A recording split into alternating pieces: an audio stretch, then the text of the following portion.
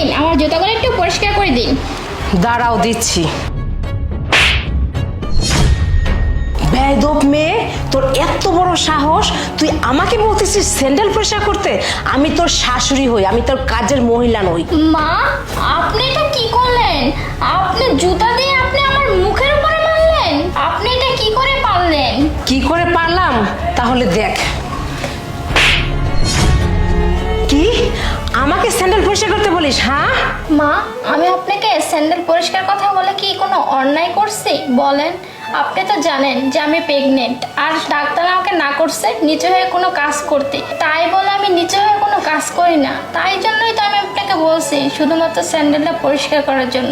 আর মা দেখুন, আমার এই শরীর নিয়ে আমি প্রতিদিন অফিসে যাই, কত কাজ করি শুধুমাত্র আপনাদের জন্য, যাতে এই পরিবারে কোনো কষ্ট না হয়। আর মা, এই পরিবার যাতে সুখে